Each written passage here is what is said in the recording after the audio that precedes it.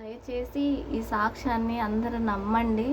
ఎందుకంటే మేము అందరితో చెప్పాము. కానీ ఎవరు నమ్మడం లేదు. మేము అబద్ధం చెప్తున్నామని అందరూ అనుకుంటున్నారు. కానీ ఇది అబద్ధం కాదండి. 9 సంవత్సరాల తర్వాత మేము ఏ మందులు వాడకుండా, ఏ మెడిసిన్ మేము వేసుకోకుండా, ఏ హాస్పిటల్‌కి వెళ్ళకుండా దేవుడే మమ్మల్ని ఆశీర్వదించి మాకిచ్చింది గర్భఫలము. ఇది సత్యమండి. మేము అబద్ధం చెప్తే సజీవుడైన దేవుడు మమ్మల్ని క్షమించరు. మేము అబద్ధం చెప్పటం లేదు. ఇది సత్యము. నమ్మండి దయచేసి.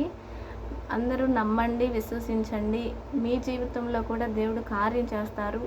మేము 9 సంవత్సరాలు దేవుడిచ్చే గర్భఫలం కోసం మేము వేచి ఉన్నాము, ఎదురు చూసాము. దేవుని యందు విశ్వాసంతోటి, నమ్మకంతోటి, దేవుని యందు భయభక్తులతోటి నేను ఉన్నాను. దేవుడు నన్ను ఆశీర్వదించారు. అలాగే మీ జీవితంలో కూడా కార్యం చేస్తారు దేవుడు. దయచేసి ఈ సాక్ష్యాన్ని నమ్మండి, విశ్వసించండి. దేవుని యందు విశ్వాసంతో ఉండండి. అందరికీ ప్రైజ్ లార్డ్. అందరికీ వందనాలండి. ఈ సాక్ష్యం విన్నందుకు అందరికీ మా హృదయపూర్వకమైన వందనాలు.